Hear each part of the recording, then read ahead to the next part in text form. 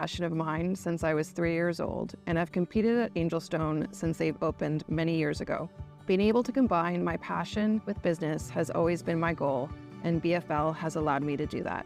BFL Canada is one of the largest privately owned brokerages in Canada, and our equine team are not only insurance experts, they are also horse people who can relate to our clients on many levels. BFL Canada has been a partner of Angelstone for over 7 years, and it has been really amazing to be a part of their growth. Major League Toronto is the perfect show to bring our clients to so they can enjoy watching some of the best riders in the world compete while also being surrounded by fabulous entertainment and great food. It is even more special to watch our clients in the ring and cheer them on, whether they're in the small pony division or the 5-star class. My name is Lindsay Farrow from BFL Canada, and I'm a proud supporter of Major League Toronto.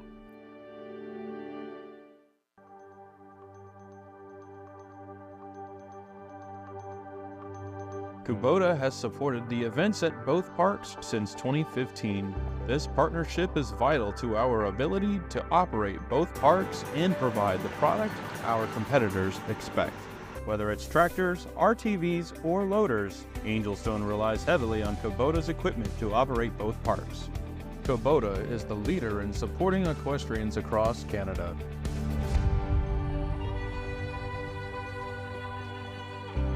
Kubota is the title sponsor of Major League Toronto and the $250,000 5-star Grand Prix.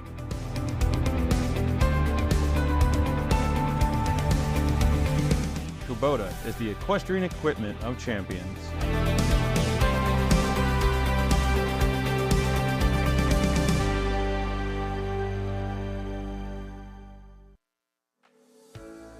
Premier Equestrian is the leading provider of arena footing products in North America, featuring a full line of footing products to fit any budget. From home arenas to prestigious events like Major League Show Jumping, Premier Equestrian is the company to rely on. Horse owners, trainers, and facility managers know the importance of good footing. It supports the safety and conditioning of their equine athletes. Premier Equestrian understands this too. Call us at 800-611-6109 or look us up at premierequestrian.com.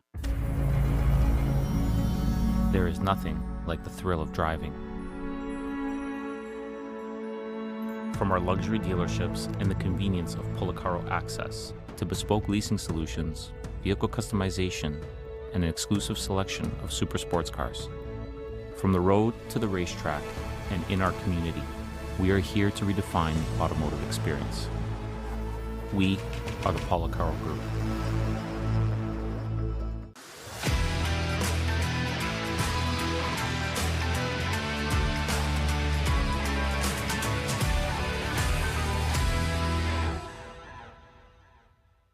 Welcome to Toronto for leg 3 of Major League Show Jumping as we bring you to Canada's largest city. And of course behind us the well-known famous CN Tower, the tallest freestanding structure in the Western Hemisphere. But what a city, from culture and especially sport.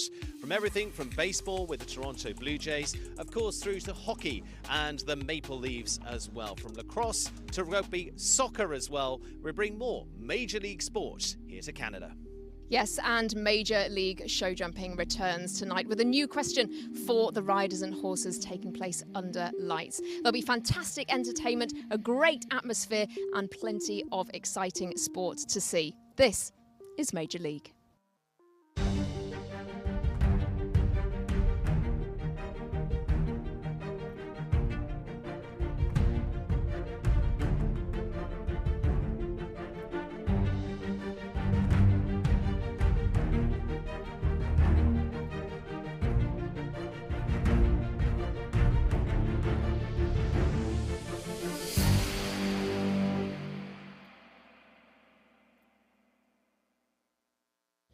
Major League Show Jumping Round 2. How does it work? Because it's foot to the floor.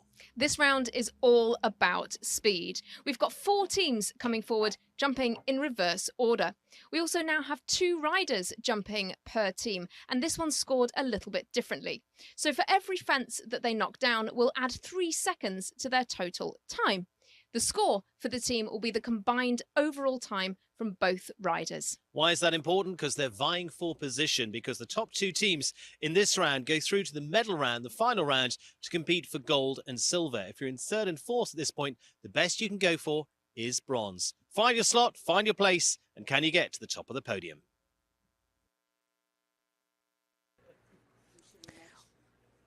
Well, good evening and welcome to Angelstone Tournaments, to this fantastic third leg of Major League Show Jumping. We bring you the team competition tonight, and what a question that has been set here by the course design team led by Guillaume Georges of Wellington, Florida. Fantastic course that we have here under floodlights, which is going to be quite a different test from what we've seen before. It's the first time they're jumping under lights, and it's a different arena entirely. I'm joined by Philippe Lejeune on the commentary today. Philippe, thank you for joining us. Good evening to all of you. Good evening, Hannah. This is such an exciting competition that we've got here. Of course, those 8 teams coming forward, and it's been quite the battle already. The Trailblazers at the top of the tree, and they will be early on in the draw. In fact, they are the first team to go, so they won't have had the benefit of seeing any of the other teams go. But they are then followed by Helios, who of course are hot on their heels with a great performance in last week's competition. Yes, indeed. We have the Trailblazers and the Crusaders were the 2 best teams on the 2 last legs. They were into the top 4 on top of the cut line, 2 times going up to the second round and battling up for top 4 spots on the 2 first legs of the Major League. Yes, and sometimes it really is all about consistency. But let's take a look at this venue then. Of course, as you can see, we're jumping in the dark here. We're jumping at nighttime. It's a fantastic atmosphere, absolutely electric here in Toronto at Angelstone Tournaments. There's some fantastic entertainment here for the crowd and some performances before the class as well as at the midway stage that are keeping everybody entertained here, as well as the show jumping. It's a beautiful evening here as well, clear skies. And the floodlights, of course, adding to that atmosphere, giving us the stage for a very exciting evening ahead. Yeah, I really hope we see some great sport tonight. Of course, everything will be, of course, much better with the weather, of course. We had bad conditions yesterday, and everything seems to be much better for today for great sport.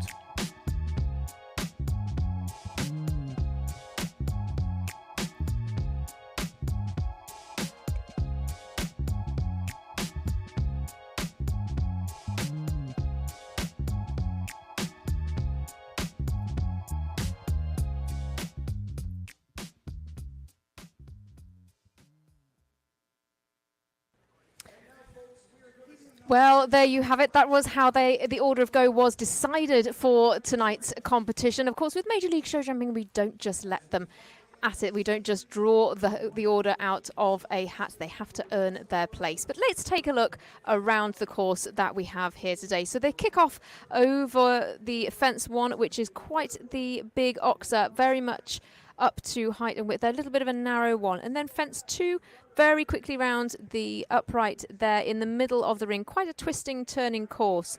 Before then, they travel down to another very much up to height and width oxer at fence 3. It's the Major League Show Jumping triple combination. 2 strides then to 1 stride between the 2 uprights there. Again through the middle of the ring before they then travel up the ring again to another oxer, the Premier Equestrian fence there, up to height at 1.60 m. Fence 6 is the BFL oxer, and then quite a run down the ring down to the Swans fence, the upright at fence 7, and that will take quite some jumping and some careful accuracy from the riders. Going back through the middle of the ring, then we have the Angelstone double, an upright to an oxer there with 1 stride in the middle. The Premier Equestrian oxer there at fence 9 is in the middle.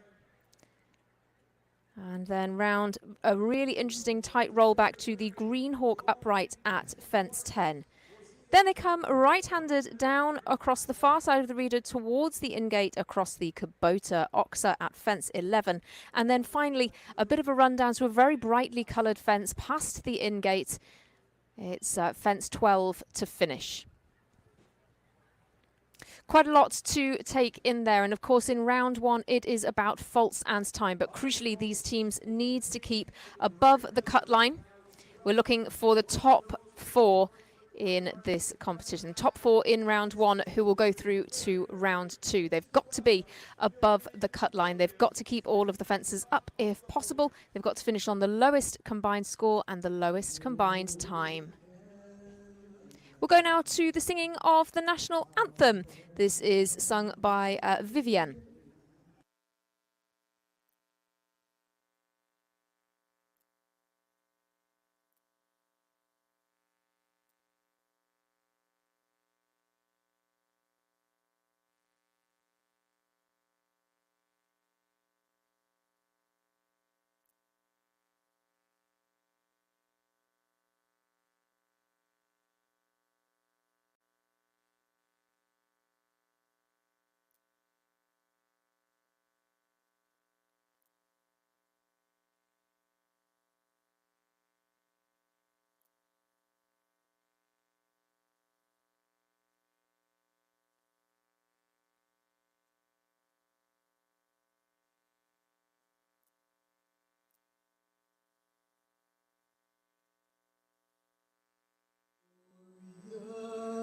And free, oh Canada, we stand on God, holy. Oh Canada, we stand on God, holy.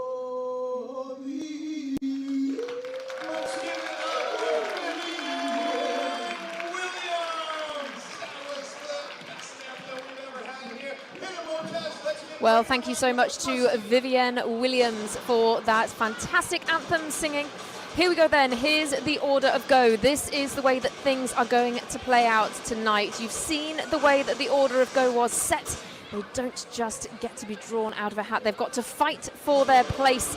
And of course, the later they go, the more opportunity they will have had to have seen the other teams go. So the Trailblazers, they are the current season leaders. They are coming in first. Last year's season champions team Helios follow them.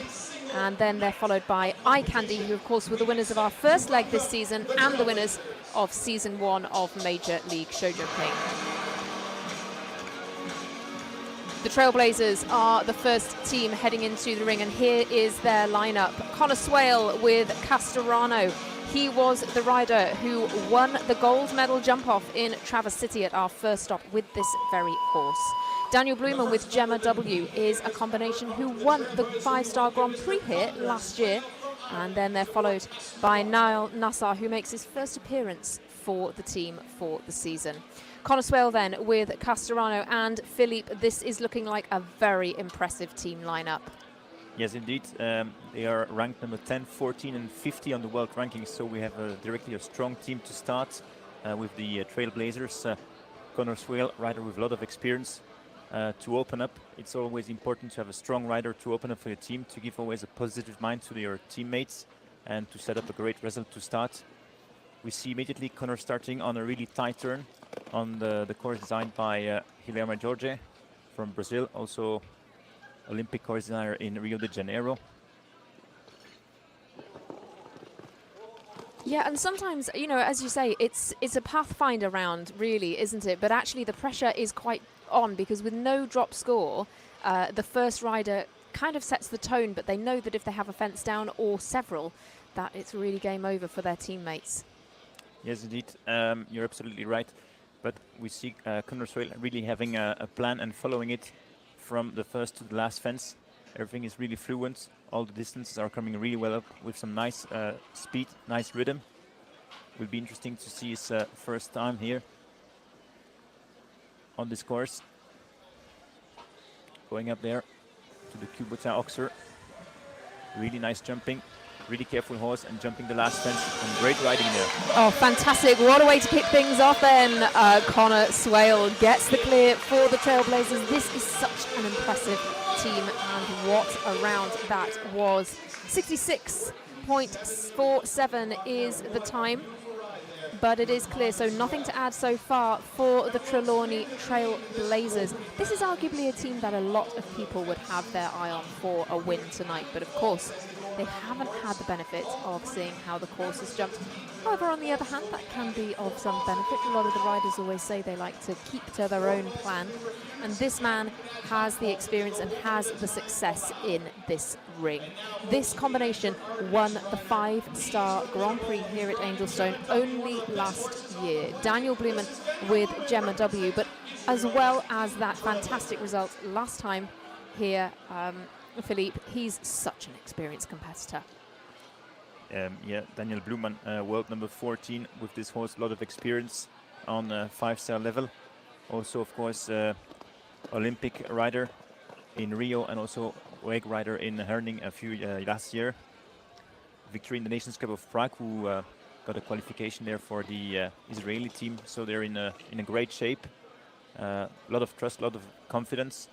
And as you can see with a ride of Conor Swale to start up, give them full power to set up actually the pressure maybe on the other teams coming up. 100%. If they can keep a good score, then as you say, you know, it really puts the pressure on those other teams. Because it's quite a unique environment here. We've got to bear in mind as well, this is the first time that the teams have jumped under lights. And actually this is one of only 2 times in the whole season that they will do so. What a great angle he took there. Yeah, again, great riding of Daniel Blumen. You can see all the experience, like jumping by daylight or under floodlights. Those horses doesn't change anything there. They keep on jumping really well, and yeah, great ride there. And again, clear. So yeah, Trailblazers are in a great shape today. Absolutely. Well, they are the season leaders at the moment. Of course, they won in Traverse City, but they were 3rd in Vancouver as well. So 2 podium finishes already, and it's looking pretty good for a good result here already. However, we never know what's going to happen in these competitions. Sometimes we have quite high faulting competitions. Sometimes it's all about the time. Niall Nessar then comes now with El Conde. His teammates have kept... Oh, sorry, Philippe. His teammates have, of course, kept the clean sheet. But this is a great horse as well with some good results.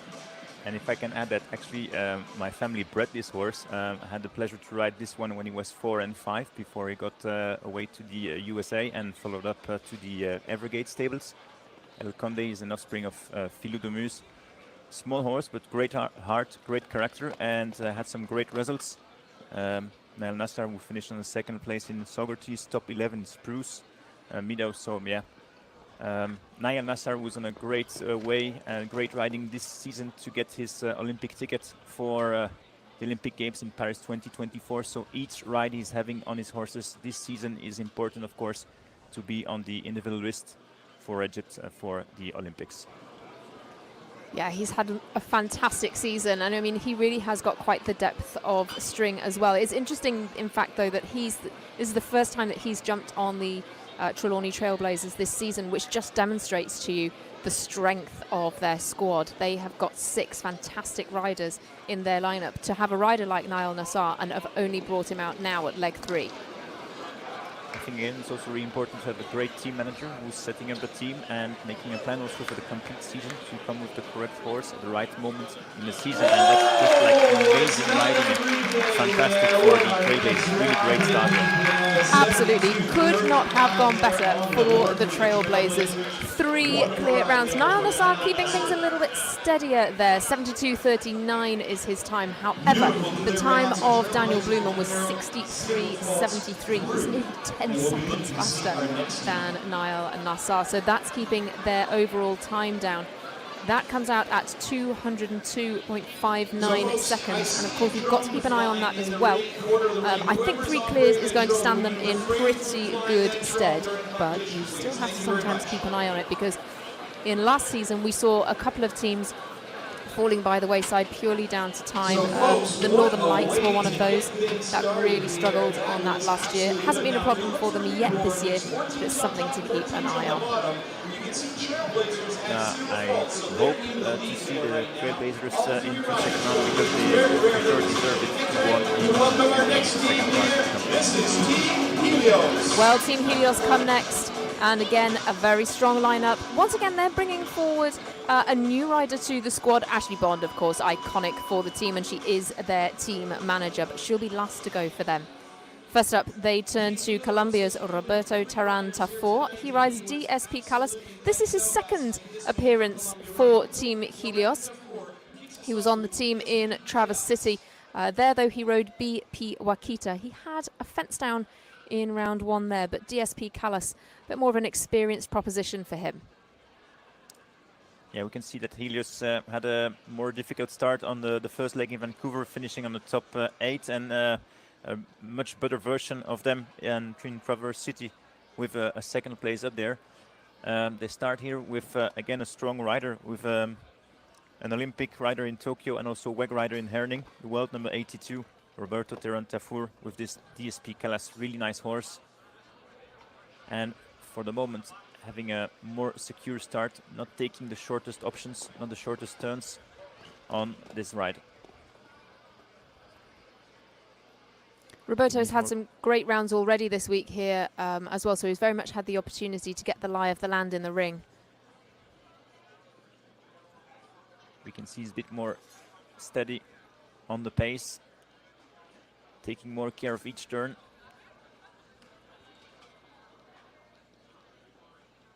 Really nice distance to the double combination. Opens up the line. Really good riding there also.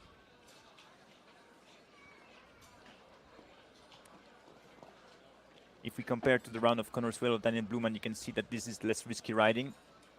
We try more to secure a clear round, but it doesn't work out. Lands on the back pole there. And unfortunately makes a total of 4 there in 74.56. Oh, what a pity. One down for Roberto Terran Tafur. That is going to give him 4. That's not what he would have wanted. And as you say, he wasn't necessarily taking the risks, but perhaps felt that he was a little off the pace towards the back end of his round, and so put a little bit more of a foot to the floor, and that caused a pole to come down there at the Cabota Oxa.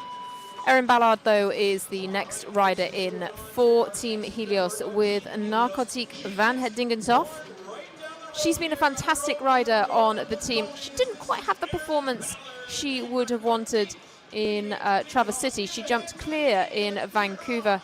In Traverse City, though, she had a couple of fences down in round 1, which was quite unusual for this horse.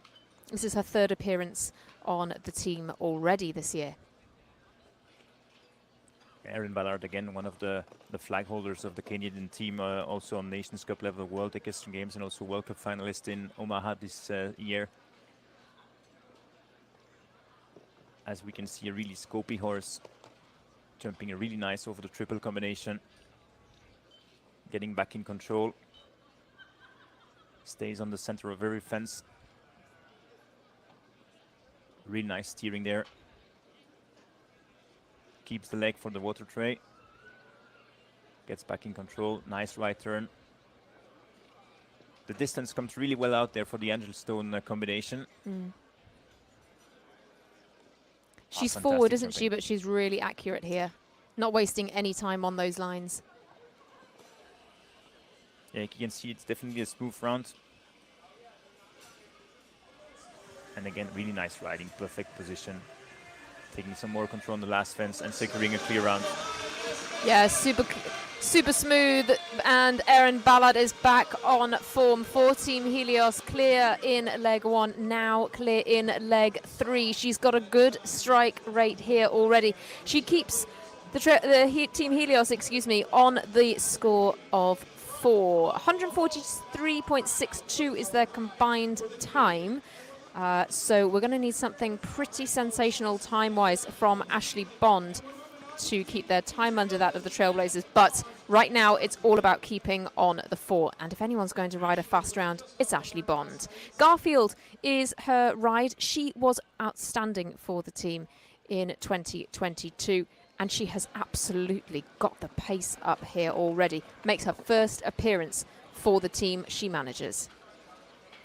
Ashley, who was riding in Europe a few weeks ago and helped out the Israeli team to get their Olympic ticket. So again, a rider who's in great shape, full of trust and confidence. Gives you the extra motivation to deliver good rounds when you can ride with trust.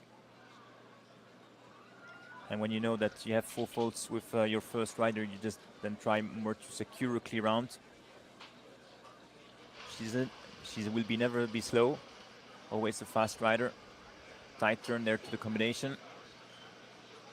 Keeps going forward to the Oxer. And again, really nice jumping. Scopy horse there. Short turn on the green vertical. And going up to the last fence. And keeps it clear.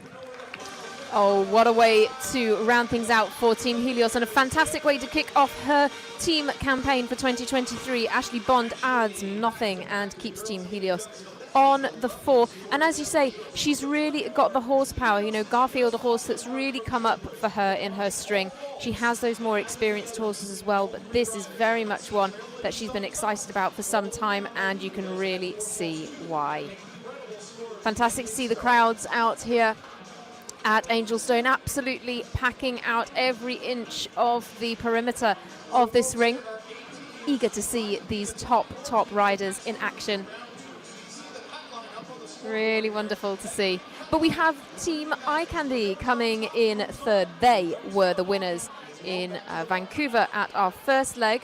Didn't quite have the performance that they wanted in Traverse City. A tricky performance from Jessica Mendoza landed them in 7th place, having to retire, but 2 clears from some of their key riders, Amy Miller and Paul O'Shea, who return here today. Amy Miller will be first out of the gate for them. With Cristiano, this is the horse that she rode at both Vancouver and Traverse City, and this was the horse with whom she clinched the gold medal jump-off in Traverse City. So what a treat to see these two in action. As you said, Hannah, they had a really great start in Vancouver, out of luck in Traverse City. And I think Eye Candy will do everything to set up again everything and to be back on top of the cut line and to go on to the second round and battle up for gold or bronze later on in round number 3.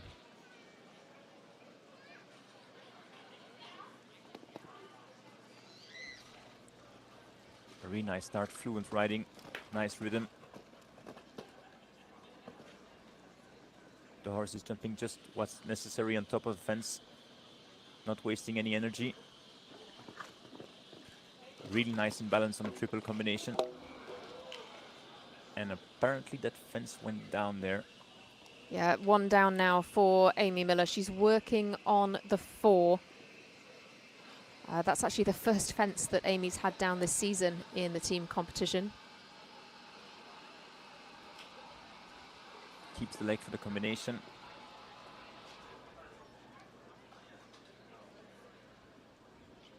Not the fastest ride, but still, even with 4 faults, a horse who's jumping really well. Going up to the second last fence there. And just now to hold on and to keep it up on 4 faults. Yeah, unlucky on the triple combination for Amy Miller. Yeah, very unlucky there. Cristiano, such an experienced campaigner for her, and what a talented rider she is as well. You know, very experienced as well. But just picks up the 4 there. The pressure can be on for the first riders out for the team. Not something that is usually a problem for Amy Miller, but 4 is the score. And this is where it starts to get interesting, because we have no drop score, and Eye Candy will be very keen to at least keep on a par with Team Helios, if not ahead of them. Not the fastest times on the rounds from Team Helios. We have Roberto Terran's score, that time was 74.56. So the door may be open here a little bit in terms of time. Richie Maloney is next up with Roxy Music. The Irishman, Richie Maloney. Also one of the riders with a lot of experience. Sharp turn there, going on the inside to fence number 2. Gets really focused on the triple combination coming out of the turn. Nice distance to come in. 2 short strides. Keeps the contact full vertical.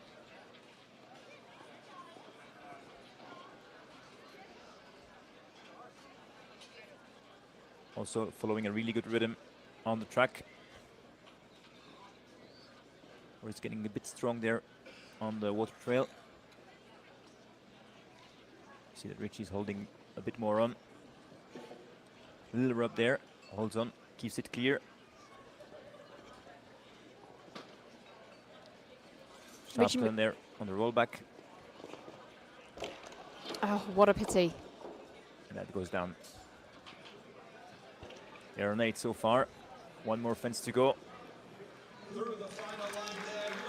Well, 1 fence down there for Richie Maloney. The time's pretty good, 68.35, but he does add another 4. So Team Eye Candy now sit on 8, and all they'll be able to do is hope that Paul O'Shea can clinch a clear for them. However, Paul O'Shea does have a fantastic track record here in this team competition. The horse he rides tonight is Squirt Gun. Jumped clear in Traverse City last time out.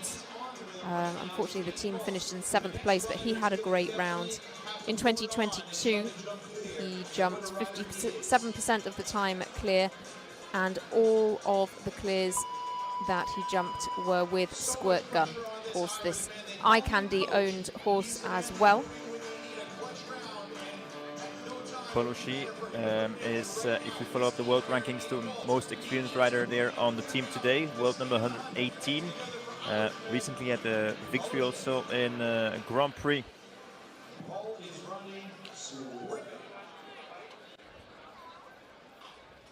Grand Prix of North Salem, and he's getting the pressure out of the hands of his teammates, getting 2 times the rail down, so he needs to keep it up clear to keep Eye Candy on an 8 falter first round, and that will not work out with the A element going down. So unlucky for Paul to have that fence down, but you know, he's been trying to keep the pace up here, hasn't he? It's not what we would have expected from his record, and things are not quite going the way that Eye Candy would have wanted tonight. However, they can only sit and watch the other teams and see how they fare. Let's hope that Paul just keeps it to the 4.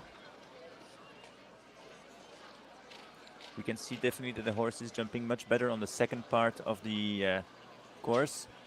Maybe a little bit under the impression of the lights here on the first 4 fences, and maybe you get an early 4 folds there on the triple combination.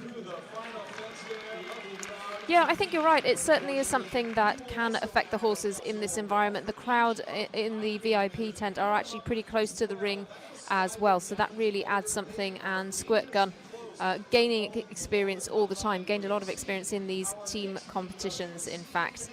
But yeah, could potentially be impacted by that. So the team total for Eye Candy is 12. That sees them in 3rd place at the moment. Looked like a little fraction of disappointment on the face of Paul O'Shea as he headed out of the arena there. All they can do now is sit and watch the other 5 teams and hope that they pick up more penalties. And as we said, maybe with the slow clear round of Nael Nassar, the Trailblazers are really comfortable and they just can wait and see. And I think, yeah, for sure they will be in round number 2.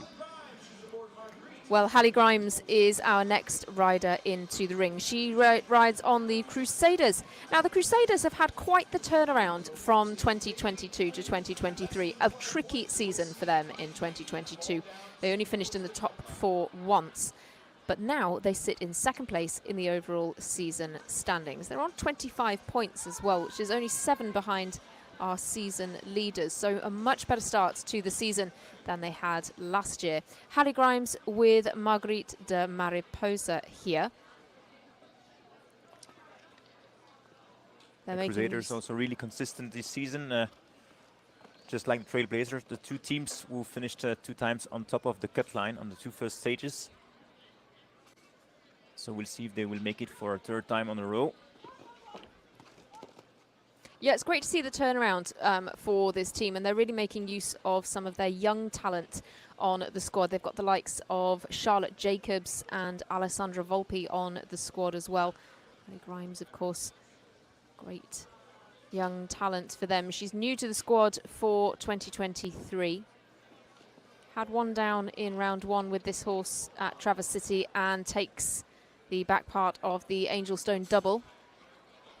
She tried to help out with the leg there to come out of the combination, but was maybe just not strong enough to help out and to give all the power to Marguerite to get out of that combination. Little lucky there on the second last fence. And stays on 4.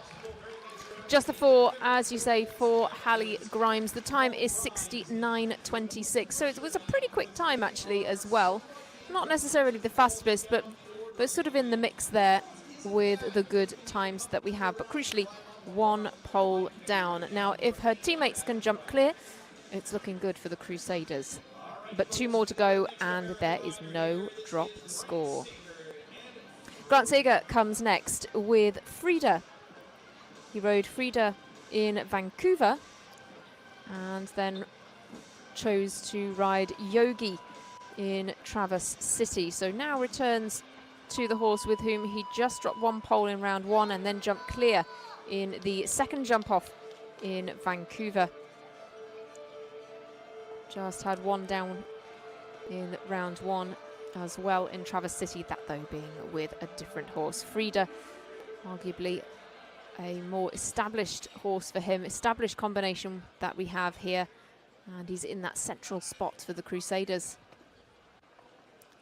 It's very interesting to see how Grant will manage the pressure with the 4 fault around of Holly.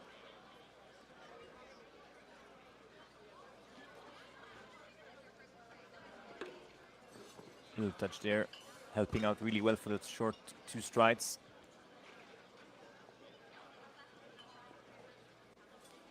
Also really scopy horse, really careful, watching out for every fence there. Really focused. Ow! Oh. That was really light touch there and going down.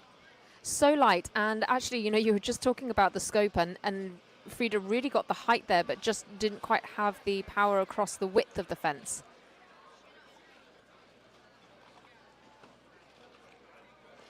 You can see, like, it's a really smart horse. Like after that fall there, didn't make the same mistake on the Oxer, went a bit more forward for the white of the fence. And now needs to secure and stay on 4 and keep the team on 8. Yeah, nicely done. Grant Sager trusting Frida down to the last there. Just that very unlucky light touch on the pole to pick up the 4 penalties. Crusaders now on a total score of 8. As it stands, they would slot into 3rd place ahead of Eye Candy and behind Team Helios, but we have 1 rider still to come, and that is Charlotte Jacobs. Charlotte rides Rincula Milchon. This combination jumped double clear in Vancouver. We didn't see them on the team in Traverse City. Charlotte is a rider new to the team competitions, but it was a great start for her. Double clear in her only other appearance. Now comes here for the 2nd time for the Crusaders. Charlotte also had some good results overseas in Hexted a few weeks ago. So definitely one of the good US riders we're going to see here on the evening. And also there we can see a really fast start going forward to fence number 3.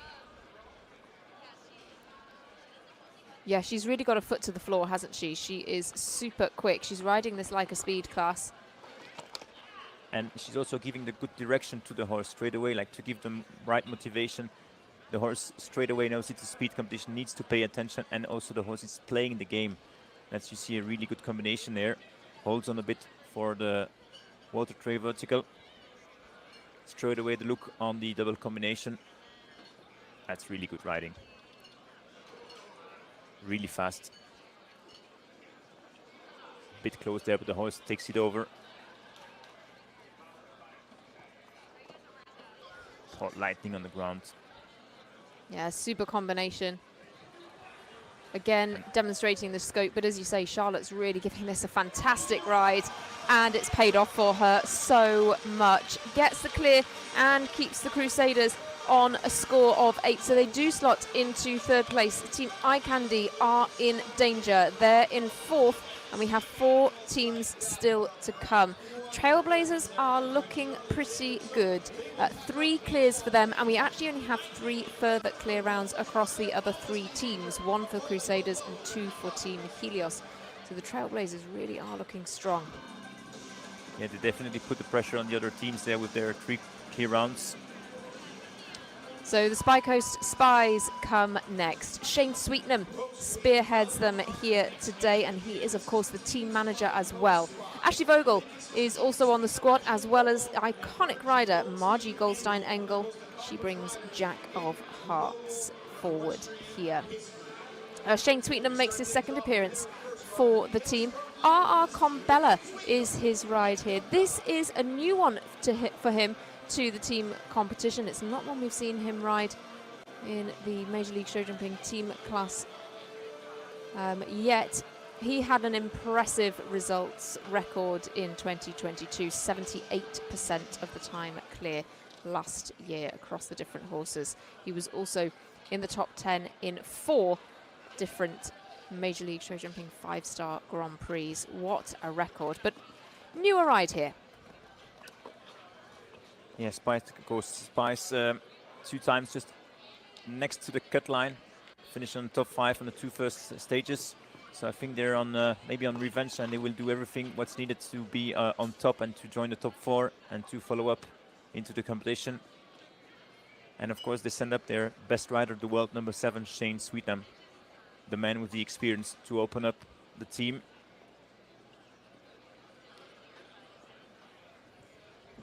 Yeah, it's a smart move because his teammates then have the opportunity to see how the course is ridden for their anchorman, if you like.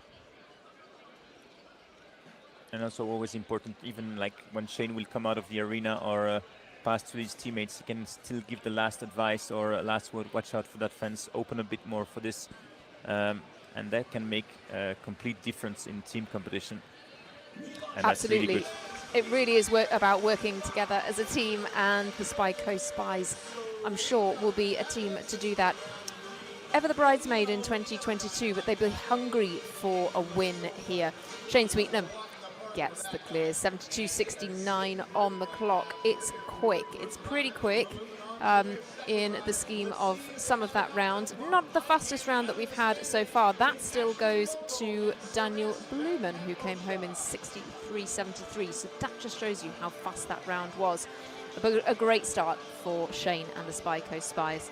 Ashley Vogel is the next rider to tackle this course. Ceres van het Mooshoff is her ride. Really good pronunciation, Hannah, of this Belgian warmblood horse. Ashley Vogel, who had a good season overseas with results in Dinar, Riesenbeck, and also in the Netherlands in Ommen a few weeks ago.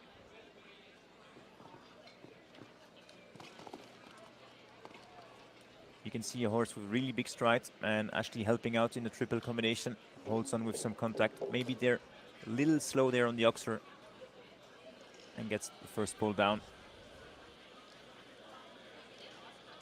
Yeah, it's a pity, but now we've had the chance to see 4 teams go. We're about at the halfway stage in round 1. You can see that actually the polls are coming down in a few different places in the course. You know, we've got quite a few different questions being asked here. I do find this layout in the middle quite interesting. There's a lot of twisting, turning points where they can make up the time, or you know, they can take risks, or they can play it a little bit safer. Ashley coming home on again not a bad time, 69.49, a score of 4 for her. So the Spy Coast Spies now sit on 4 penalties. Same score at the moment as Team Helios, and what a rider to come in third for them. It will be Margie Goldstein-Engel with Jack of Hearts. Margie also had a fantastic results rate last season, similar to Shane Sweetnam. Another 78% clear round rate for the team. She jumped clear at Traverse City last time out with Jack of Hearts, where the Spyco Spies finished in 5th place.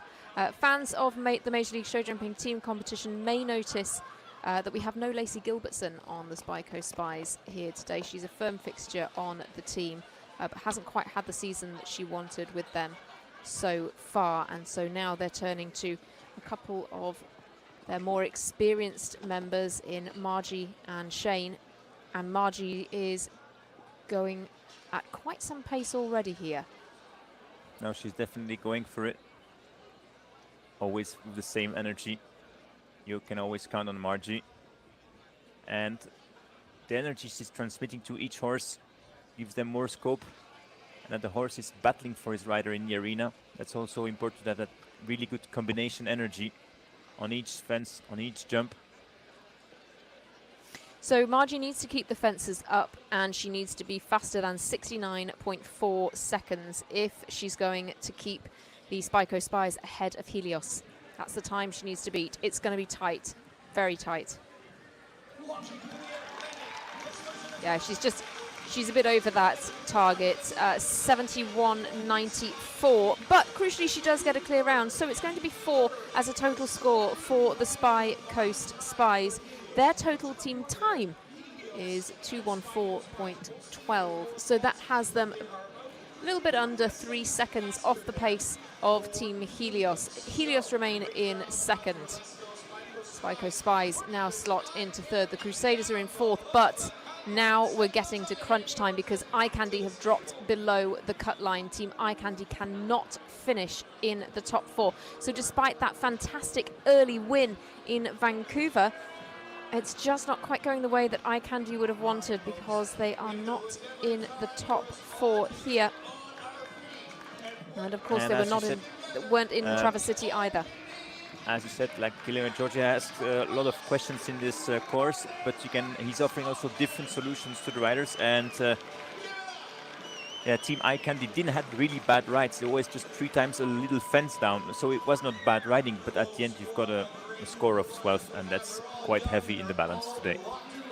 Absolutely, certainly no disaster rounds, but fairly consistent, and we're looking for a little more than that here tonight. It's a tough competition, but the Show Plus Northern Lights, the home team, if you like, they come in next with their first rider, Ali Ramsey, with Conrado 12. Ali has had a brilliant few weeks. She had a fantastic performance in our 5-star qualifier in Traverse City, and she's had some good results already this week so far. She competes here in the 5-star and the 2-star classes. She again is, what a pity. That's not what she would have wanted at fence 1, and it's a long way round with an early fault, Philippe. Yeah, it's a bit more complicated to go on in your round, because now you need to put some more pressure on your horse to keep it up clear on the next fences. And of course, the Northern Lights were battling up there just next to the Helios team, because there's only 1 point of difference between the 4th and 5th place in the standings so far. And Helios is standing on 4 now with a time of 211.60. So now they need to battle up to keep it up on the overall standings also for the next stages. The Northern Lights were a team who had quite some difficult performances last year. They missed out on the top 4 on time 3 times. Ali has, she's got a good flowing pace up. I'm not sure that this will be our fastest round. She just lands a little bit heavily after a couple of these fences. It's a bit deep there on the vertical. The horse is a bit like jumping in slow motion version. And at the end stays on 4.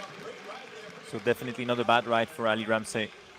Yeah, I think she did well to hold things together in a couple of places there, just to pick up the 4. 72.28 is the time, so not the fastest that we've seen by quite a stretch. So let's hope that Sean Jobin and Vanessa Mannix have got an eye on the clock. That would be really helpful. But of course, finishing on 4 is pretty crucial. The Crusaders are on 8, of course, in 4th, in order to push them down We either need a faster 8 faulting overall score, or we need a 4. We need 2 more clears, ideally. Sean Jobin then is next in with Darius. He absolutely came to the fore for this team last year, had some fantastic performances, was very consistent, and in fact rode at more legs of Major League show jumping last season than any other rider in the team competition. Quite an icon of the Show Plus Northern Lights. In Traverse City, he rode Darius as well. Just had one down in round 1 and then won the bronze medal jump off to get them 3rd place. Sean also really nice rider. Some nice fighting spirit for his team.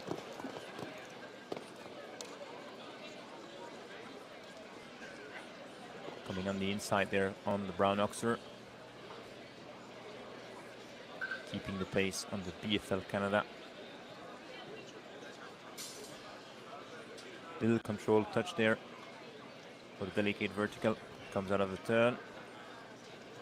Give the necessary space for the vertical for the combination. That's also really good riding. A lot of precision in his ride.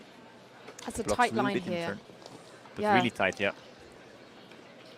But as you say, could that have been costly on the time? Because yes, it was a tighter line, but the pace was just down a little.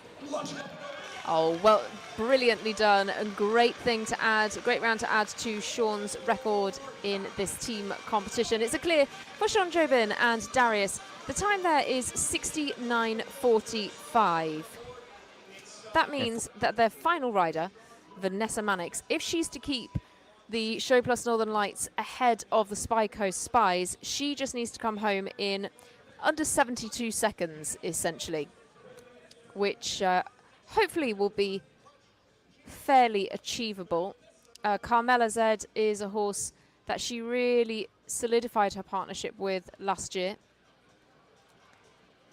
It's a horse that she's owned for a while, but they really solidified their partnership in competition together in 2022, and now very much look like a great combination. She is in this 3rd rider position. She knows what she has to do.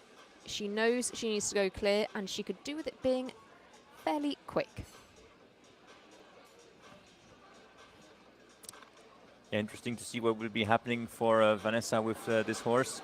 Was also quite interesting to say about the ride of Sean that if the riders are finishing under the 70 seconds, that means they're not that slow. You can always go faster, of course, but finishing for my part under the 70 seconds means you had a good pace.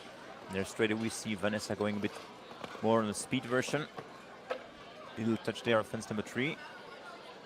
Yeah, it's interesting to see at this stage what the strategy is, because at this point, the riders know that in round 2, their teams will jump in reverse order of placing from round 1, those top 4 teams that go through. So if Vanessa is under 69 seconds, she will put the Northern Lights ahead of Team Helios. That's what she could do there. Of course, it's also all about keeping those fences up, and that's what's really, really crucial. Came on a really nice distance on the inside turn to the combination. Also really good riding there. Great effort of Vanessa. And yeah, as you said, it's all about strategy. For sure, when you have no drop score, you need to have a plan A, a plan B, and even sometimes a plan C to come over at the finish line and to manage your team. Took a little bit of a pull to the last, but keeps those fences up. Vanessa Mannix, what a round from her and Carmela Z. Great to see that in action. 70.44 was her time. So the Northern Lights now take 3rd spot. The Crusaders drop below the cut line. They will not go through to round 2. As it stands, we have the Trailblazers, Team Helios, the Show Plus Northern Lights, and the Spy Coast Spies in the top 4. But 2 teams remain. The Crusaders and Eye Candy are going home. It is all over for them. This team are one with a fantastic lineup. They just haven't had the luck yet this year, though. It's Team KPF and their Team the man who spearheads this team, if you like, is coming up first. It's Kent Farrington himself. He rides Credence here, and it's a real treat to see this combination in action. This is Kent's second appearance for the team in 2023. He jumped clear in Vancouver, but what a treat to see a horse like this here in action here, Philippe. Yes, indeed.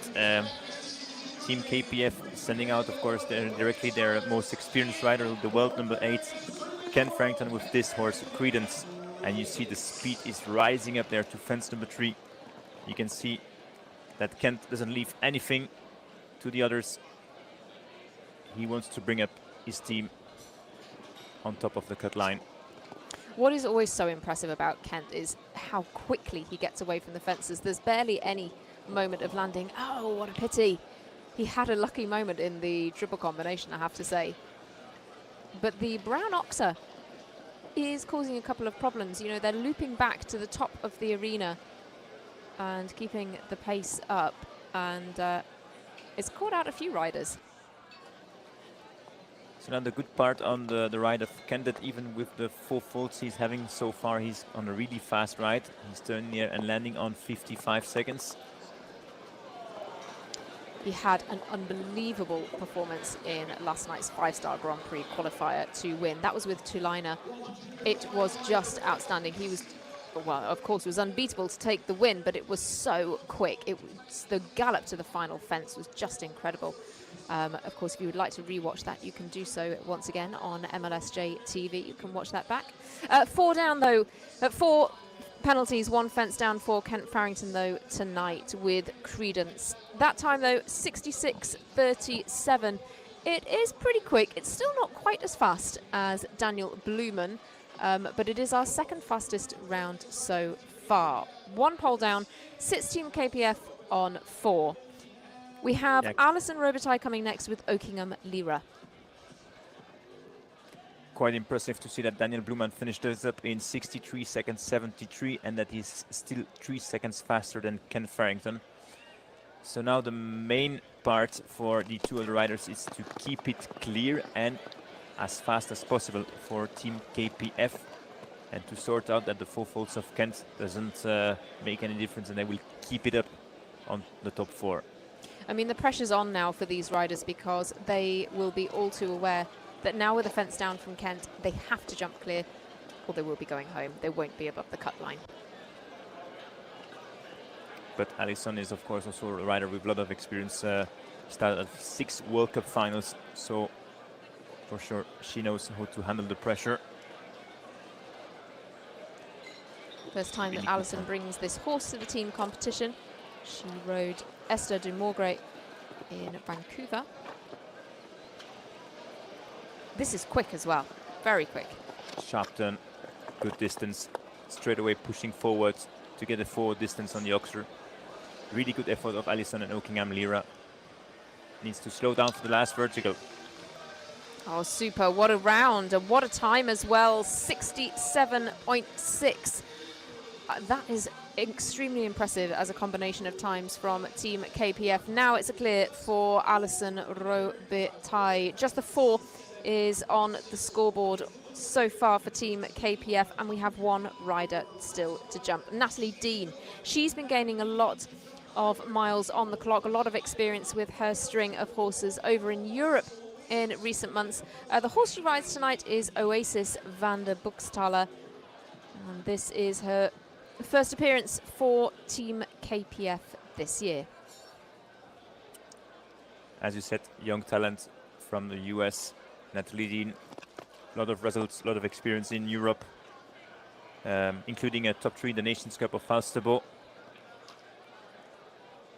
Pretty impressively, Natalie she needs to jump clear, and she needs to be under 77 seconds in order to put Team KPF into 2nd place.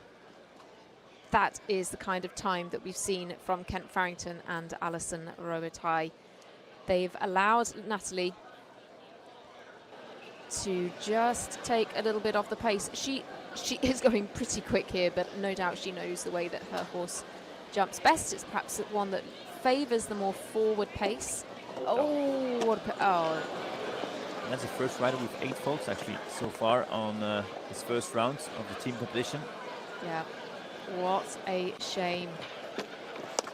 Well, it is now game over for Team KPF. What a pity. That would be the 3rd time in a row they won't be on top of the cut line. Yeah, 3 fences down as the final fence goes as well for Natalie Dean. It gives Team KPF a total of 16, which sees them at the moment in 7th place. So far, they've had a 7th place finish in Vancouver, a 6th in Traverse City, and they sit in 7th here again. It's not going their way so far this season. They sit in 8th overall in the season standings, and I fear they will stay in a similar position after leg 3 of this series as well. I think Team KPF will need to brainstorm something for next week and set up maybe a new team strategy to try to be in the top 4 on next leg. However, they do have a good track record at our next leg. They, of course, won in Ottawa last year, so it could be all turned around for them next week. But let's turn then to the final team that are heading into the ring here in Toronto at Angelstone tournaments. It's the Roadrunners. They were the winners of our casino night, that challenge which saw them lead the way there and get themselves into the best position possible, the last position in this team competition. Santiago Lambre is first out for the Roadrunners with Chattanooga. Roadrunners sit in 7th in the overall season standings. They finished 8th in Traverse City, but they finished 4th in Vancouver. That result in Traverse City coming from the unfortunate elimination of Zoom Gallagher, which meant that they couldn't have 3 counting scores. Santiago Lambre, though, very experienced competitor in general, and he makes his first appearance for the team here tonight. The Roadrunners sending out an Olympic rider. Santiago Lambre was at the Olympics of Sydney. Had a victory this season in Caledon. Also good results in Spruce Meadows. So again, one of the main riders to open up the way. Really short turn there. Needs to help out a bit more on the control. And it's a really good ride, and look at the time, 61.41.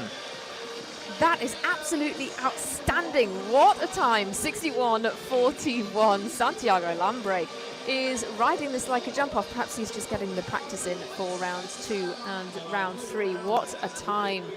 Crucially keeps all the fences up as well, and he leaves a bit of breathing room with that time to his teammates.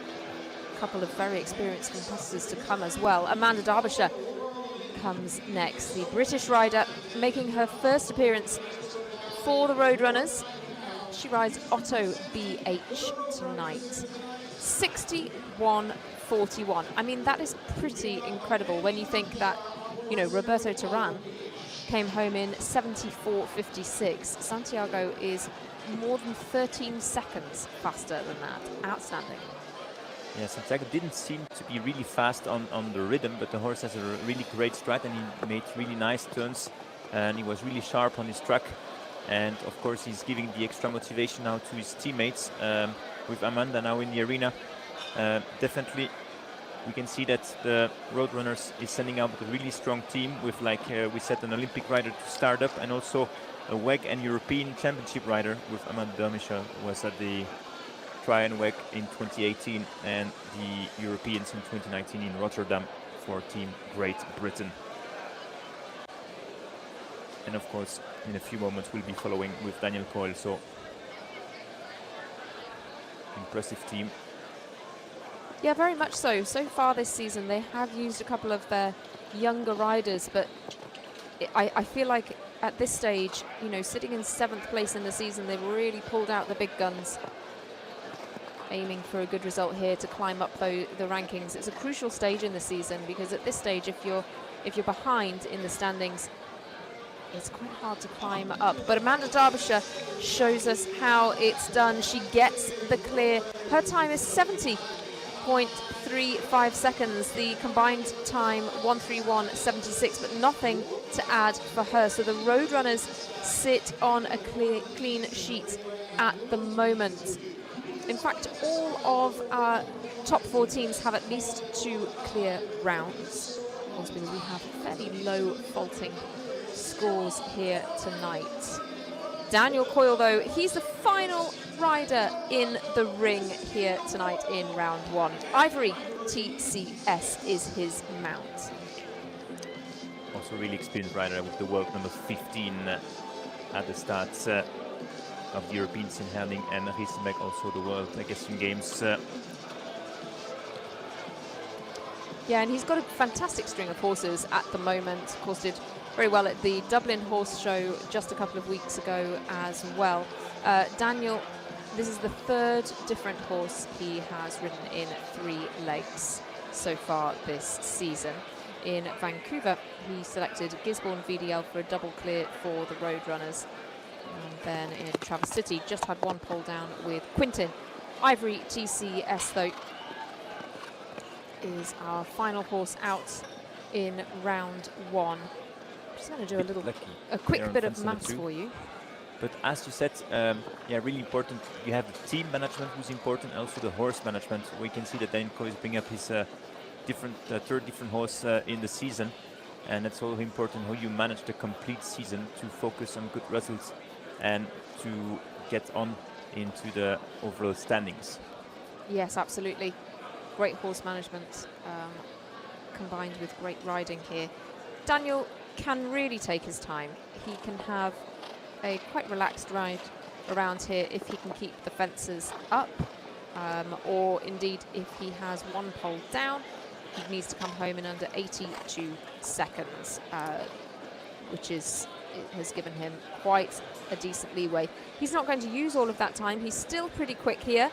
Comes to the last, and he is sub 70 seconds. Oh, he's just over 70 seconds, in fact. 70.19 gives him a clear, and the combined time for the Roadrunners is 2:01.95. So the Roadrunners actually finish at the top of the tree in round 1. Well, what a turnaround. 2 teams on a clean sheet, and agonizingly, the Spyco Spies drop below the cut line. They do finish on only 4 penalties.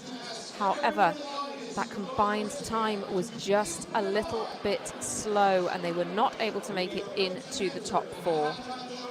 Yes, indeed, and as you said, Daniel Coyle was a bit more in the comfort zone, finishing on 70 seconds and a bit more, and we had the same situation for Nayan Lassar, finishing a bit slower on 72 seconds, and that makes a little difference of time for the 2 leading teams. Well, we have a halftime show coming up for you now, so do stay with us. We'll take a little bit of a break, but don't go anywhere. Some fantastic entertainment is coming here at Angelstone Tournaments while we prepare for round 2 of this team competition. What a show we have here for you tonight.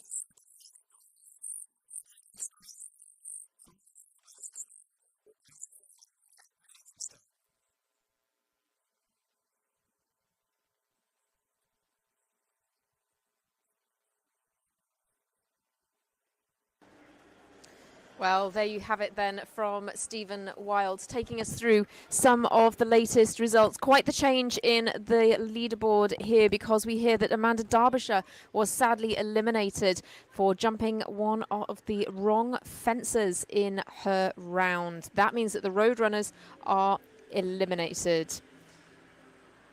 That means that here we heard from Lily Keenan just earlier on. So last week, the Trelawney Trailblazers, we won in Michigan. That was a great result. It's early in the season, but to start out ahead is definitely the way we want to continue. Last year, I joined Major League halfway through. In the trade period, I was brought onto the Trelawney Trailblazers, and my ranking dramatically changed, and I won my first 5-star Grand Prix in that series, so it was a no-brainer to continue. And I love being a part of this team. It's a really, really strong group of riders, and Kara Reither is one of the best supporters I've had. She believes in all of us and really motivates us to do our best. And it's fun for those classes to be with a group of riders that really prioritize the class, and it makes it all that much more enjoyable when we can win. I think if you asked any professional show jumper what's the most important element to be successful in the sport, it's to have the horses, and I am in an incredibly privileged position that rarely happens in one's career, where you have multiple top horses. I've spent many years trying to build the string that I have now. I had some younger horses. I took some chances on some older horses where the opportunity arose to acquire them when their riders moved on. And I'm really in a moment that I probably will never have again in my career, so I'm trying to make the most of it. So going into this year, our mindset really as a team was that we're coming to win. And I talked to Kara about really joining for the entire season at the end of last year, and I was really excited to be able to do that. It's really important, I think, when you do a team event that all the members actually want to jump for the team. One rider can't carry a team, and Kara, she really tried to find a group that had the same mindset and also had the horses to be able to do it. So it makes it fun. Every show we go to, we're jumping for ourselves. We also get to jump for the Trailblazers, and hopefully we can continue on the form that we've started this season. So this week we have a change up in the riders. Connor Swale is going to jump again. Myself and Dara are not going to be jumping this week, and then we're going to slot in Niall Nasser and Daniel Blumen or Kyle King. We have all of our riders here this week in Angelstone, so we have a lot of options, and we're trying to really make sure that we make the best choice for each week for whatever's going to be able to do the best for the team.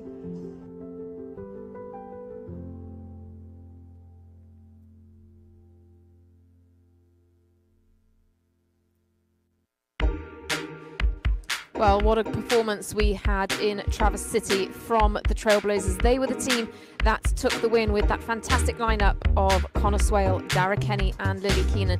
Taking a look here at some of their best bits.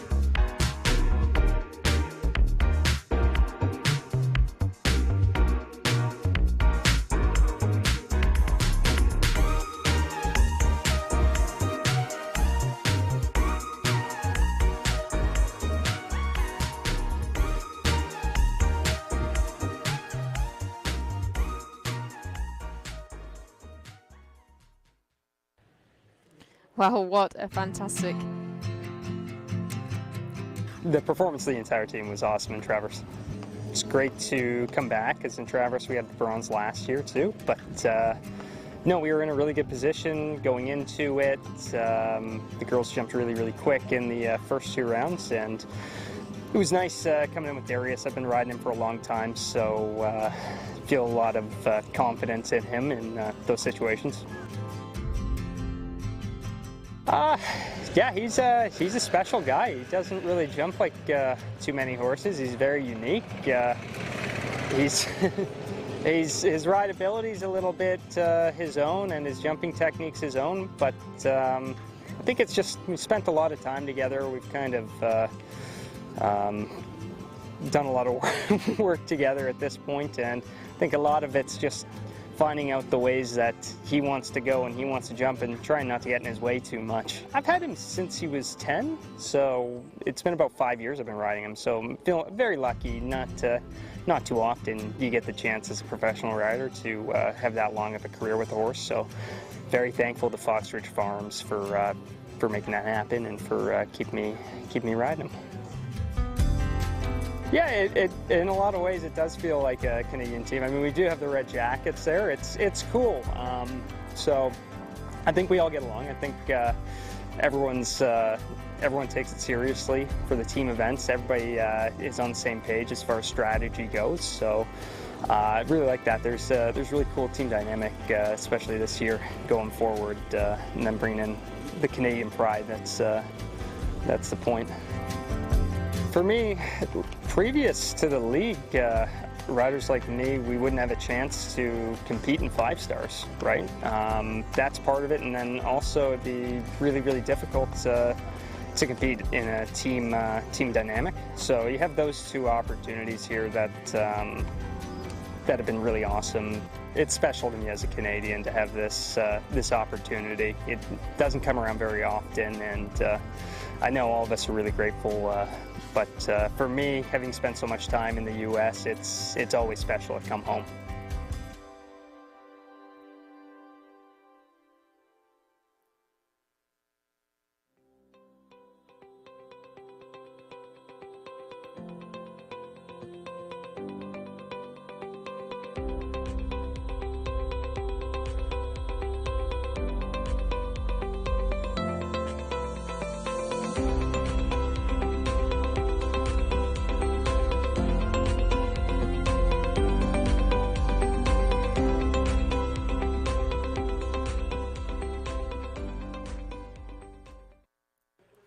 All right then, here is the course for round 2 and round 3. Of course, this being the jump-off course. They'll tackle fence 1 from round 1, and then they go round this turn where they can take that as tightly or as wide as they want down to fence 2. That's that delicate upright. They've got to be careful there. We then head down to fence 3 from round 1. That's the Cabana coast fence, right by the VIP. Then things start to change. They travel through the middle of the arena, taking as tight a line as they dare to a new fence, fence 14.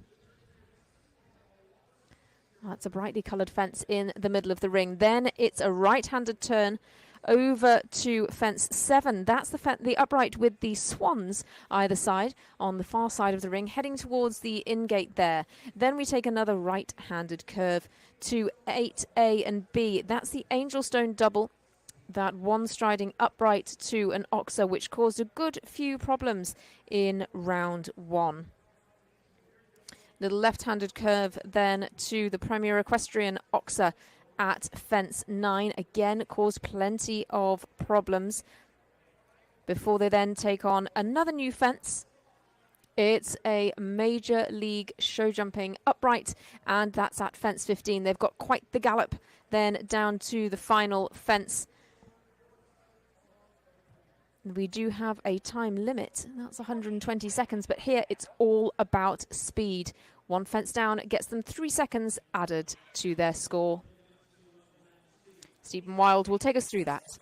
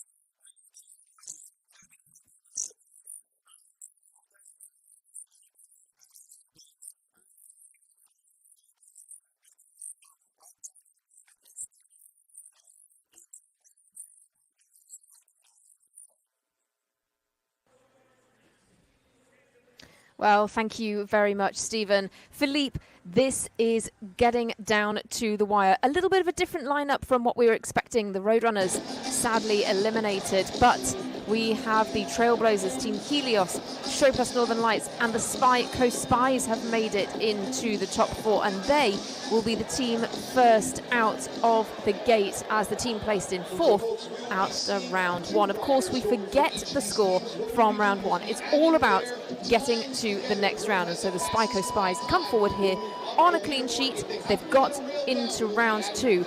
They are choosing to field Shane Sweetnam and Margie Goldstein-Engel. So I would say, Philippe, they've gone for their 2 most experienced riders to try to get into that gold medal matchup. Yes, indeed, Hannah. They give a really good try there on the second round with those 2 riders. And as we saw on the last leg, if you knock down a fence, it makes a difference of 3 seconds, and it could cost a victory to Helios last week. Just 1 fence away from victory. So already it can make a lot of difference in round number 2 and then going up to the last jump off. Well, Shane Sweetnam with RR Combella. This was a great round in round 1. They got the clear. Shane taking a great angle through the middle of the arena at that early stage just a couple of fences ago. Not the shortest turn there on the water tray vertical on the Swans. He's a little tighter back to the Angelstone double, but it's more here about keeping up the rhythm and the pace, I would say. Going up to the last fence there. And a great finish. Yeah, great gallop to the final fence. No fences down for Shane Sweetnam, which means nothing to add. His time is 45.91, and as Stephen was explaining there, now what we're looking for is the combined time from the 2 riders that they've chosen to field in this round. So here that's going to be Margie Goldstein-Engel. She brings forward Jack of Hearts. Again, they were clear in round 1. 45.91 is the score of Shane Sweetnam. Margie needs to keep her time as quick as possible because, once again, they're trying to keep above the cut line. They're trying to get in to the top 2. I'm really curious about the ride of Margie now in this first jump off and to see what will be happening. We didn't saw Shane going really fast from the 2nd to 3rd fence, not speeding up that much, but more watching out to keep it clear and not to risk 3 seconds added on his time. Margie is kicking a bit more forward there. For my part, she's taking 1 stride out on that line. This is a typical Margie horse. It's a big striding horse, and she can really cover the ground. Same style as Decas. Again, makes a lot of difference when you know your horses, when they have the same style and you can keep on riding on the same way, course after course, and you can repeat the same distances, the same jumps.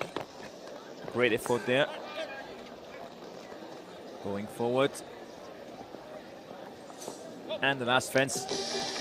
Yeah, good at the last as well. She's a little bit slower than Shane Sweetnam, considerably slower. 49.52 is the time for Margie Goldstein-Engel. That gives them a combined time of 95.43 seconds. I feel that the door may be open for some of the other teams here.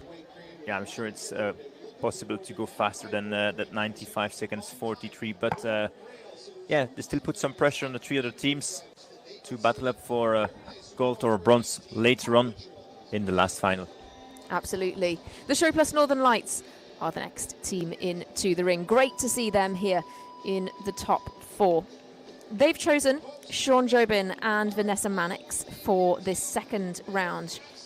Both of those riders, again, jumped clear in round 1. Sean Jobin, of course, that rider who has absolutely been pivotal to the Show Plus Northern Lights in 2022, and great to hear from him earlier on about how this series has really helped him grow his string and grow as a rider. Tackles now the... You can definitely see that Major League is helping out riders to rise up the level, to give a chance also to ride on 5-star level, also in team competitions, but also you can see the best riders of the world. We just talked about the world number 7, world number 8, world number 15, and more coming up.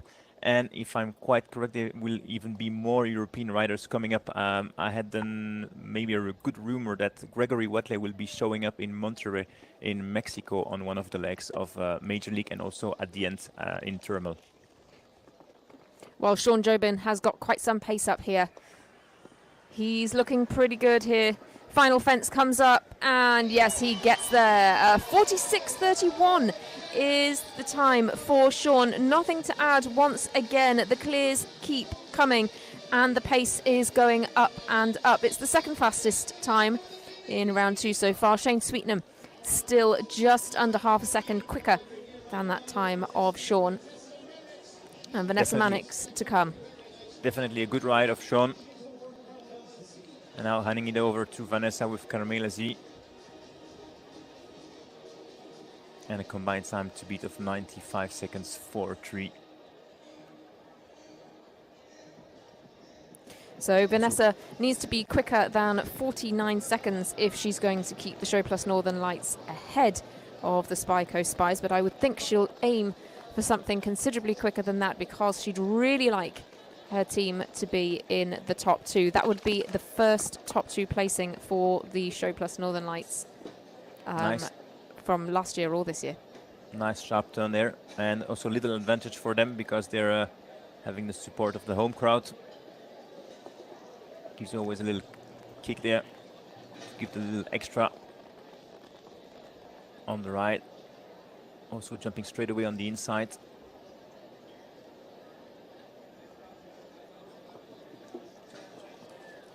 Really careful horse. Careful jumping. And again, she's going for a consistent rhythm. Kept it consistent to the last. 48.23 on the clock for Vanessa Mannix. 48.23 gives them a combined time of 94.54. So she has put them ahead of the Spy Coast Spies. We're going to need to see how Team Helios and the Trailblazers fare here, though, because I do still feel that there could just be a door open, and we have some extremely fast riders still to come. We have the likes of Connor Swale and Daniel Blumen, Ashley Bond, Erin Ballard. They are all still to come, and these are riders known for speed. Ashley Bond next in the ring. She's opted to go first for Team Helios and opted to have Erin Ballard join her here in the second round. She knows all about this strategy. She's, of course, Team Helios' manager, and she knows what it takes. She knows she has to be as fast as possible to get her team into that gold medal jump off. That's what she wants here. She is super quick. So far we saw some safe riding of the 2 first teams, and there we see straight some action there, and getting 3 seconds added to the final time of Ashley Bond, that fence going down. So you see our clock ticks up there instantly with the 3 seconds included. But this is so much quicker. Directly always, even in the combination, jumping to the left side to win some time, landing and pushing out of the turn to go up to the last fence. Look at the time, even with the 3 seconds included, and that's really fast. And I think the final fence just fell as well for Ashley. So she took the pole down there, but she went for it. She took the risk. And it just goes to show, with 2 fences down and a time of 49.93 for Ashley, it just goes to show that had she not had those 2 down, she'd have been on a 43.93 second time. So the time is doable, just needs a little bit more care over the fences. She puts some pressure on the shoulders of Erin Ballard because she needs to finish faster than 44 seconds and something to keep up the lead of the Northern Lights. Yes, she does indeed. Erin is now shouldering the burden for Team Helios. She jumped in the gold medal matchup in Traverse City. There she actually did have a couple of fences down, so she added 6 seconds to her time. That gold medal matchup in Traverse City was won by Connor Swale. Erin Ballard, though, with Narcotique, Van Het Dingensoft, they are an experienced combination. Has Ashley Bond done enough? Erin's really got to have a foot to the floor now. And she's speeding up directly from fences 1 to number 2. A little close there. Nice, consistent forward rhythm to fence number 3. Distance comes really well out. Sharp turn around the decoration there. It's a good shot. Doesn't lose any time on landing either. really focused on the top fence on the swans. Really good. Oh, that's a great equitation. On the contact, lands, turns, and now needs to speed up to the last fence. 41, 42, 43, and 44.57. 44.57. So, Team Helios just take the lead by 400ths of a second. That's really sharp. Whoa, what a performance! What a margin across two riders, 400ths of a second. That is some luck. That is some amazing riding there. So nothing to add for Erin Ballard and that fantastic time, 44.57. They lead the way, and we just have one team left to go, which means Helios will be battling for gold, whatever happens. Absolutely, they will battle for gold. The best that the Spyco Spies can finish is third. But this is the team that come forward in pole position from round one. It is, of course, the Trelawney Trailblazers. Such a strong lineup. Every member of their team is here in Toronto, as we heard from Lily Keenan earlier. And they fielded Connor Swale, Daniel Blumen and Niall Nassar here tonight. The depth of their squad is just so impressive. Connor Swale takes to the stage first with Castorano, and remember, this is the horse with whom he won the gold medal jump-off in Traverse City at our last leg. You can see Connor Swale directly giving some leg to the horse, putting some pressure to really take the attention, say, hey man, we're in the jump-off, it's serious, we need to have a quick start. So quickly away from fence one. On the inside, great distance there, going forward to fence number 3. Ooh, that was a long Sharp one. turn in front of the decoration. That's great jumping. Oh, this pace is fantastic. Great turns, as you say. He's going in on all of the inside lines. Slows a bit down to take care of the combination. Really good effort of Connor Swale. Really smart riding into this jump off. Forward distance there, and now turns on to go up to the last fence. This is quick. Well, it takes a big shot to the last as well. 43.05, nothing to add, of course, from Connor Swale and Castorano. That was a huge jump at the Cabana Coast Oxa. That was arguably the most risky point on their round, but 43.05, that's an outstanding time. That's the fastest we have had so far in this second round. He has really laid it down there, and he's really allowing Daniel Blumen to come to the fore. They want another podium finish, and they want another win ideally, but the Trailblazers, they already have a third place from Vancouver. They already have a win from Traverse City. They want to be in the top 2 again.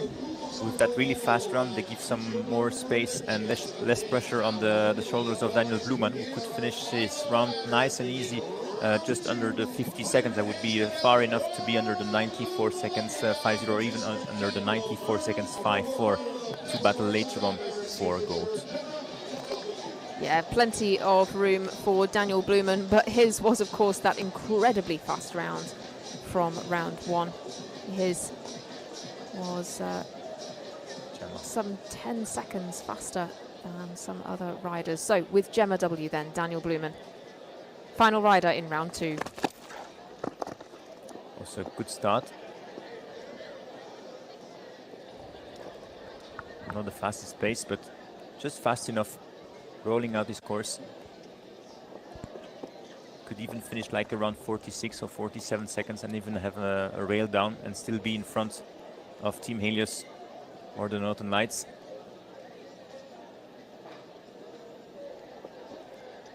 But keeps it clear. Good riding of the Israeli rider. Gemma jumps unbelievable there.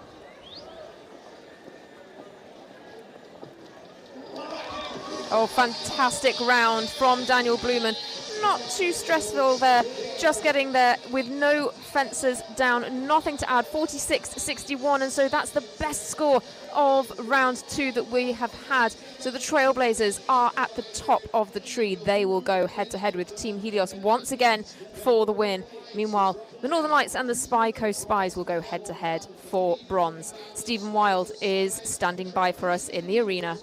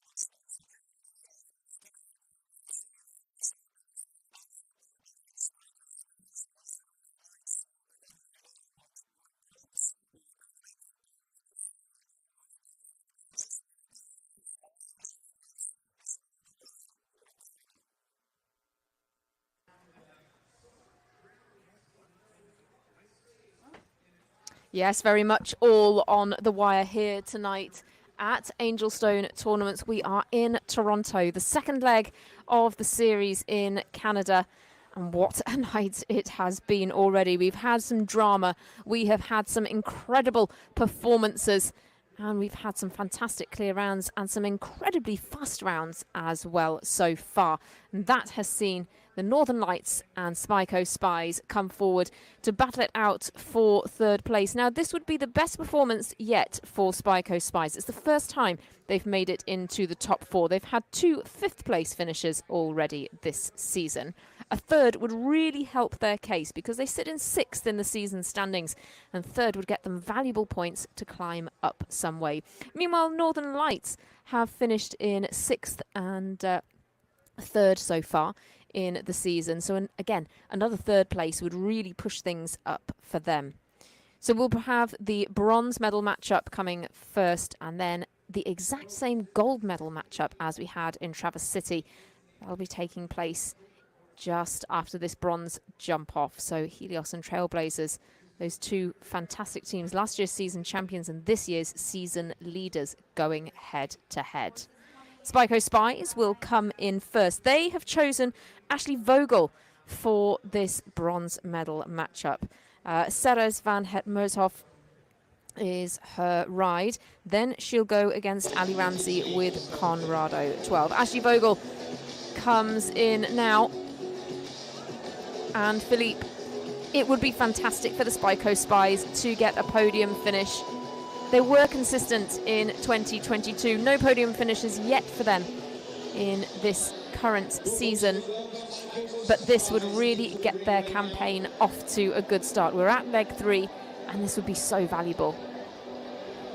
Yeah, really important to score up today and to go up for bronze, and that's all we wish, of course, for Ashley Vogel and Ceres van Moeshoff first to start in this last jump off here, the last round.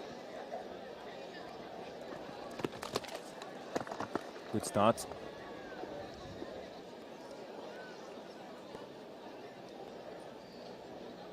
Going around the Major League decoration. Not the fastest ride so far, I would say. A bit more secure riding of Ashley. Yeah, she's taking it relatively steady. She's being careful. She doesn't want to add the 3 seconds. But oh, this is not ideal for her. Oh, what a pity. Couldn't come out on the forward distance on the first element of the combination. Yeah, a real shame for Ashley Vogel of the Spyco Spies. Well, we'll just wait until the Angel Stone double is just reassembled there. Ashley reapproaches now. As you say, I think just came in on a very tight line there. Good to see them safely through, but that will be another 3 seconds to add. Actually, they're like nearly offering the bronze medal to the Northern Lights. Will be coming up, of course, on the overall standings. They're 4th on the moment with 18 points. Yeah, there we have it then. It's 63-84 for Ashley Vogel, and as you say, arguably hands it a little bit to the Chauvelin Northern Lights, but it's not over till it's over. We still have to see what Ali Ramsey can do. She'll be looking for a strong performance here to clinch a 3rd place finish for the Chauvelin Northern Lights. It would be their 3rd very good finish, their 2nd 3rd place in a row. Of course, they were on the podium in 3rd in Traverse City.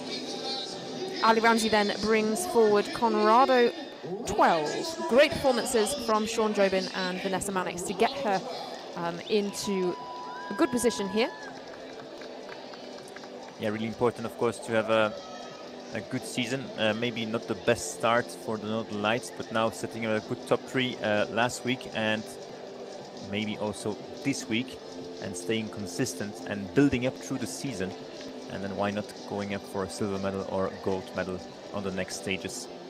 Yeah, absolutely. And this has been a really, you know, as you say, they've done fairly well. Not necessarily at the top of the tree yet this season, but they've been quite consistent. And it's been great to see some improvements and some good placings in the context of the 2022 season for them as well. Ali's just taking a little bit more of a measured approach, but you know, she's seen the round of Ashley Vogel. She knows the score here. And important to add is that Conrado is jumping even better than in round number 1. He's taking so much space on top of the fence, really scopy horse, and of course she's a bit out of pressure with the 63 seconds 8-4 to beat. Yeah, and that can make all the difference, can't it? You know, the pressure's off, she can relax a little bit, just takes her time, and she's done it. She's clinched another podium finish for the Chauvelin Northern Lights. 50.15 is the time for Ali Ramsey. Fantastic to see. It's another podium finish for the Chauvelin Northern Lights. A 2nd, 3rd place finish. Great start to their season. We'll be bringing you the gold medal jump off in just a couple of moments' time. Those 2 leading teams coming up.